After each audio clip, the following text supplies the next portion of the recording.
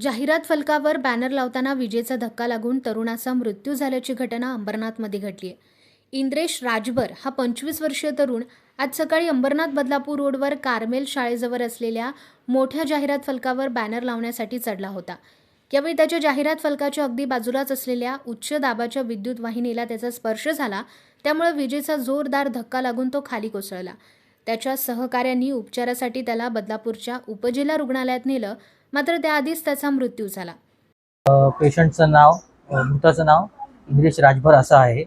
वय अंदाजे 25 वर्ष आहे. राहायला बालकुम ठाण्यामध्ये आहे.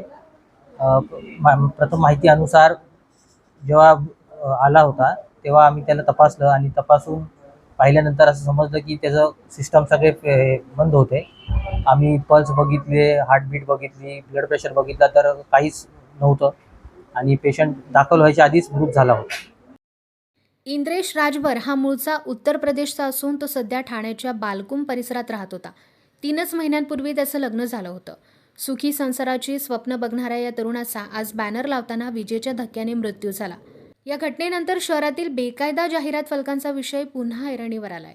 हा जाहिरात फलक अधिकृत होता की अनधिकृत हे पोलीस तपासात समोर येईल.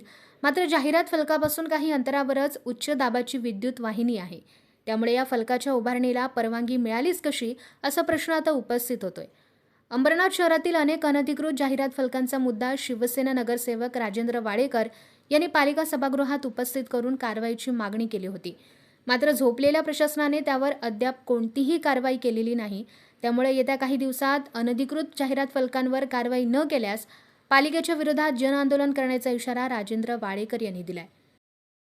तर मी अंबरनाथच्या नागरिकांबद्दल प्रत्येक वेळेस मी शिवसेनेचा नगरसेवक असून सुद्धा एक विरोधी पक्षाची भूमिका मला मांडायला वेळ येते.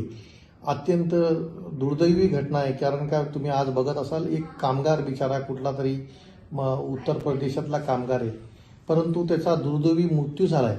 आणि हा मृत्यूचा सपशेल जर कोणी बोलत असाल तर त्याला पूर्णच्या पूर्ण जबाबदार ही अंबरनाथ नगरपालिकेचं प्रशासन, कुचकामी प्रशासन मी सांगेल. आणि आमच्या आज सत्तेमध्ये बसलेले आमच्या नगराध्यक्ष मॅडम, मी यांच्यावर सरळ आरोप करतोय का मी आज 6 सभेमध्ये मी हा प्रश्न मांडत आलेलो आहे का एक तर तुम्ही अनाधिकृत होर्डिंग्स कटिंग करा. आज अंबरनाथ शहराचं जे प्रशासन आहे तातूर मातूर उत्तरं देऊन प्रत्येक वेळेस ह्या सभेला टाळत आले असाल का. आज हाय टेन्शनच्या बाजूला मोठमोठे बॅनर लागले गेलेले आहेत. हाय टेन्शन जे लागू नयेत त्याला आज शासनाचे निर्देश असताना सुद्धा तुम्ही बघत असाल मोठ्या हाय टेन्शनच्या बाजूला बॅनर आहेत. त्याच्यानंतर त्याला काही सेफ्टी नाही आहेत. जे कामगार आहेत त्यांना कुठलीही सेफ्टी नाही आहे. आणि 2 बॅनरच्या मध्ये किती अंतर पाहिजे हे सुद्धा हायकोर्टाचे निर्देश असताना सुद्धा लागून चिटकून बॅनर लावले गेलेले आहेत.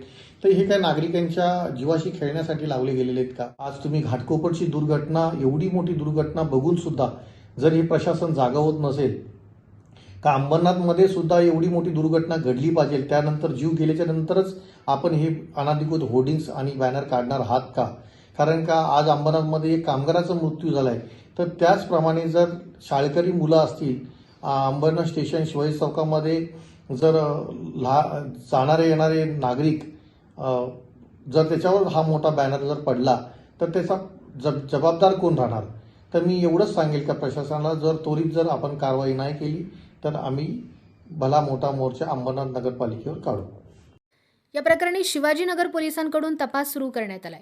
प्रकरणाची चौकशी करून दोषींवर गुन्हा दाखल करण्यात येईल असं पोलिसांनी सांगितलं. मात्र अंबरनाथ पालिकेनं किमान आजच्या घटनेचा गांभीर्याने विचार करून शहरातील अनधिकृत जाहिरात फलकांवर कारवाईचा बडगा उगारणं गरजेचं आहे.